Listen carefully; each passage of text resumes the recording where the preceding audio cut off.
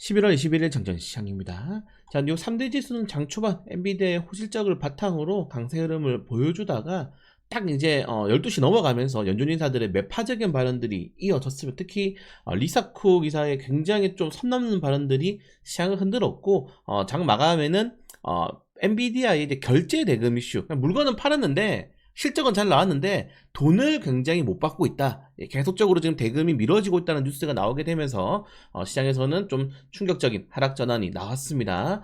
상하락 종목들도 장 초반에는 9대1 정도 비율로 상승 종목도 의외로 마감이 나왔다가 장마판에는 하락 종목들이 8대1 정도 비율로 의외로 마감을 했고, 오늘 전체적으로 빅스 지수가 또 급등이 나오게 되면서 시장이 하락하는 모습이 나왔습니다. 사실 오늘 장 초반에 나쁘지 않았었거든요. 네, 지금 고용지표가 좀 늦게 나오기도 했고, 이게 사실 좀 오염된 고용지표라고 하죠. 그래서 이거 신뢰할 수 없지만은 그래도 예측치보다 좀 상회를 했었고, 물론 실업률이 4.4%를 기록하면서 실업률이 굉장히 거의 한 4년 내 최고치를 기록을 했습니다. 그러면서 고용지표가 좋은 점도 있고 좀 안 좋은 지표도 나오게 되면서 일단 고용지표는 반반으로 갈 수가 있었는데, 이제 나왔었던 연준 인사들 발언들이 좀 충격적이었습니다. 특히 해먹 총재 같은 경우에는 고용보고서 낡은 데이터다라고 하게 되면서 인플레이션 또 우려된다, 조금 더 지표 확인이 되지 않을까라는 이야기를 했었고, 그리고 이제 오산 굴스비 같은 경우에는 금리 인하 좀 불안해라고 하게 되면서 그냥 좀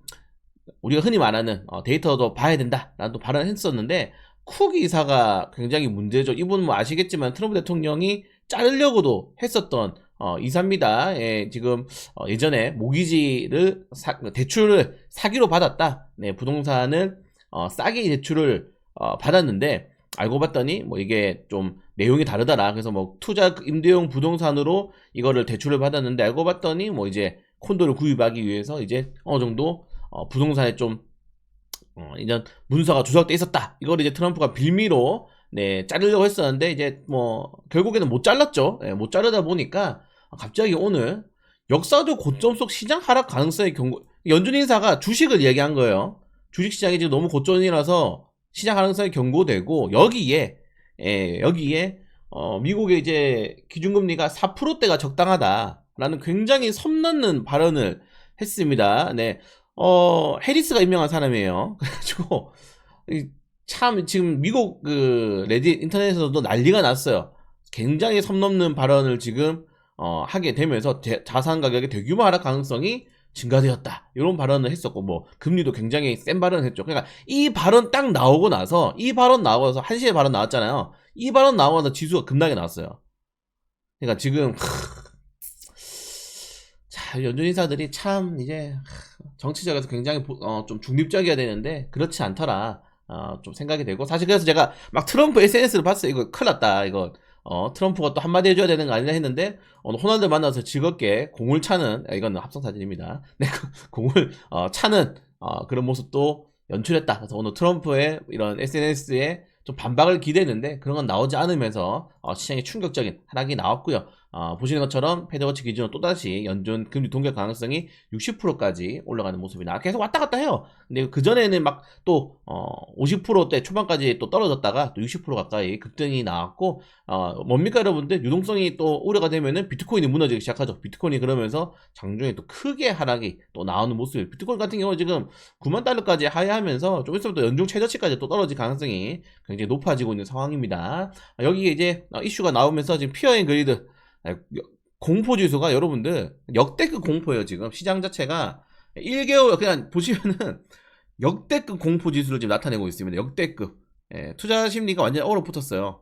익스트림 피어, 사람들의 공포 심리가 6까지 떨어지는, 한 자릿수까지 떨어졌다는 거죠. 그래서 1년 전에 50이었는데 지금 거의 40이나 뭐 넘게 하락이 나올 정도로 이번 발언이 굉장히 충격적이었다 라고 좀 생각하시면 될 것 같아요. 근데 뭐 사실 뭐 이 정도 지수 비해서는 좀 덜 빠진 거라고 생각되는데, 왜냐면 상승분은 그냥 반납을 한 거니까. 그래서 우리나라 같은 경우 제가 어제 말씀드렸다시피 역시 금리 인하의 추매라든가 좀 힘을 주는 구간은 좀 12월 10일 그냥 연준이 금리 동결하겠습니다라고 했을 때가 아닌가 생각이 드는데, 어쩐지 어제 여러분들 계속 저한테 추매 언제 하냐, 뭐 종목 좀 더 사야 되는 거 아니야, 제가 손이 안 나가더라고요. 지금 참고 있다. 제가 생각하는 지표상으로, 이제 제가 생각하는 이런 기준점으로 추매공화대가 안 왔다라고 말씀을 드렸는데 어제 뭐 비중 안 늘리기 잘했죠. 이렇게 보면은. 그리고 어제 마감 시장에도 말씀드렸지만은 12월 10일이 힘준 타이밍이고 그 전까지는 변동성이 너무 큽니다. 네, 제가 이거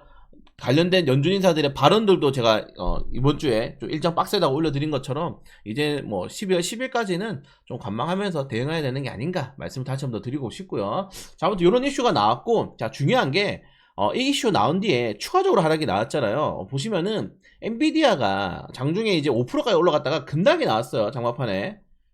급락자가 쫙 빠지는 모습이 나왔는데 이런 이슈가 나왔습니다. 아까 말씀드린 것처럼 지금 엔비디아에 대한 이런 이 344억 달러의 미지급 대금 이슈가 나왔다. 1년 만에 89% 증가했다. 그러니까 엔비디아가 좀 순환 규모 경제를 만들면서 엔비디아한테 일단 칩을 미리 사가는 거죠. GPU 칩을 사간 다음에 계약을 했어. 그 계약대로 우리가 흔히 말하는 이 숫자는 올라간 거죠. 네, 실적 발표가 되었는데 중요한 거는 돈을 지금 늦게 받고 있다는 겁니다. 돈을 못 받고 있거나 굉장히 늦게 받고 있다. 그러면서 결론적으로 지금 엔비디아 이런 실적에 대한 가이던스가 좀 우려가 되는 게 아닌가. 그리고 실적을 지금 공표한 거에 비해서 실제 이익이 좀 이게 잘못된 게 아닌가. 왜냐면은 TSMC나 AMD 같은 경우에는 이익의 95% 이상 현금으로 전환을 하는데 지금 엔비디아는 75%밖에 전환이 안 돼 있다는 거예요. 네, 이게 지금 부실하다. 그래서 이야기가 나오고 있다는 겁니다. 그래서 이런 점을 빌미로 이제 엔비디아에 대한 좀 뉴스가 나왔고, 그러면서 좀 하락세가 좀 크게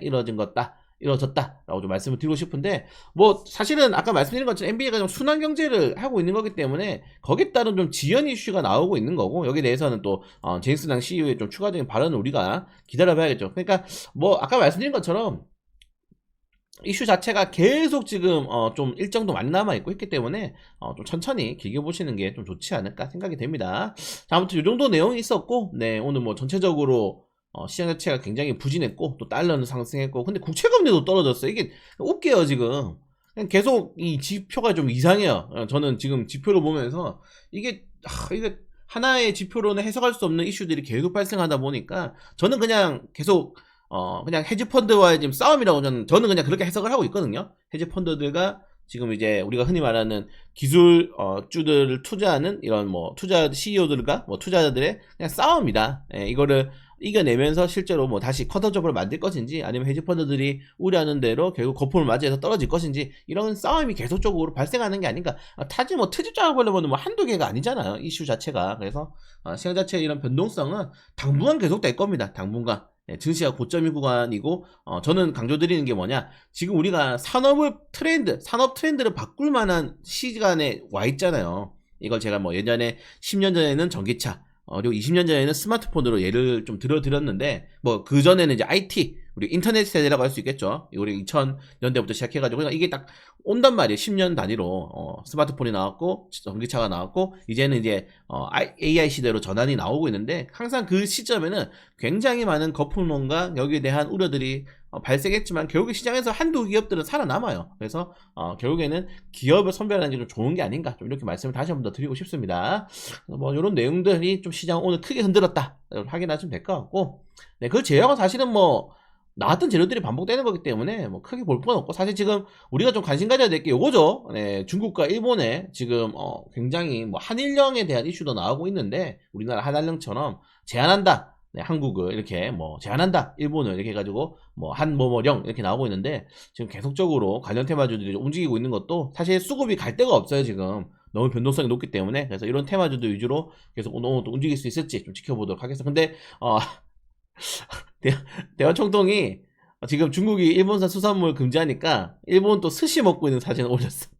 그냥 지금 어쩔 수가 없어요. 지금 뭐 어쩔 수가 없고, 그래서 지금 일본에서는 한미일, 여기 플러스 대만이겠죠. 대만이 약간 껴있죠 중간에. 한미일 그리고 북중러 계속적으로 이런 좀 강대강의 싸움이 나올 수 있지 않을까. 우리나라 좀 끼어 있어가지고 굉장히 좀 피곤합니다. 피곤한데 어쩔 수 없이 신냉전 구도가 좀 장기화될 수도 있다. 여기에 지금 중국이, 일본이랑 또 중국이랑 한바탕 하고 있는 거죠. 미국 다음으로. 그래서 어떻게 될 건지 좀 지켜봐야 되겠지만은 쉽진 않다. 동북아 이런 관련된 정치적인 헤게모니들이. 그리고 정부가 웹보드 게임, 우리가 흔히 말하는 뭐 이제 고스트 오브 카드, 네, 테이블 게임이라고 하죠. 에 대해서 결제 한도를 상향을 추진한다고 합니다. 이렇게 되면은 뭐 네오위즈, 뭐 NHN, 뭐 엔게임 용한 기업들이 좀 반사익이 나올 수 있다는 점도 체크하시면 될 것 같고, 그리고 뭐 증권가에서는 여전히 예전에 주도주도 인공지능이다라고 이야기를 하고 있을 정도로 인공지능에 대한 뭐 기대감들이 유효하다. 저도 뭐 그렇게 동의를 하고요. 다만 이렇게 보시면은 너무 변동성이 커요, 지금 몇몇까지. 그래서 결국엔 저는 우리가 흔히 말하는 악재들을 제가 어제도 똑같이 말씀드렸지만은 결국에는 이제 12월 달에 금리를 인하는 동결을 하지 않겠습니까? 그 다음에는 동결하면은 그 다음 인하밖에 없어요. 동결은 사실은 없는 카드죠. 결국에는 어제 올려드린 것처럼 12월 10일까지는 보수적으로 운영하면서 그 위에 비중을 늘리면서 공격적으로 하면서 산타랠리를 좀 기대를 해보는 것도 나쁘지 않을 것 같고, 산타랠리가 오지 않는다 하더라도 오지 않으면은 미국에도 내년 6월달에 선거기 때문에 그동안에 지금의 또 이런 시장에서의 좀 조정을 좀 일으킬 수 있을 만한 정책들이 나올 수 있단 말이죠. 후보자들이 공약을 내기 때문에 그런 것들을 기대해 보면서 좀 천천히 가도 될 것 같아서, 제가 정말 11월 달부터 여러분들에게 천천히라는 말을 작년 시장 마감 시장에서 쓰지 않은 적이 없는 것 같아요. 그러니까 제가 8월 달, 9월 달, 10월 달에는 아예 공격적으로 하시죠. 사자. 사야 된다. 근데 12월 달에 딱 들어서면서 조정 나올 수 있다. 천천히 가십시오. 그러니까 지금 제가 생각하는 지표가 지금 안 나오고 있는 거예요. 그래서 힘을 줄 타이밍은 아니고 힘을 빼야 될 타이밍이다. 다시 한번 더 말씀을 드리고 싶습니다. 네, 아무튼 오늘 여러분들 뭐 하셔야 됩니까? 공모하면 돼요. 네, 에임드바이오, 테라빌딩스 공모하시면 되니까 우리 영상 올려드린 거 확인하시고 메리트 있는 종목들로 공모를 한번 해보시길 바라겠습니다. 자, 아마 어제 좀 축제가 오늘은 좀 이제 굉장히 지금 야간 선물이 크게 빠졌기 때문에 조정이 크게 나올 수 있지만은 어떡하겠습니까, 여러분들? 받아들여야죠. 그래서 연준 인사들의 발언들 넘어갔어요. 이제 남아있는 건 12월 10일 금리 이밖에 없습니다. 뭐 옵션 만기도 내일 있겠지만 우리나라 휴장이니까, 그래서 뭐 옵션 만기 먼저 맞았다 생각하고 좀 오늘도 재밌게 볼 수 있도록 하겠습니다.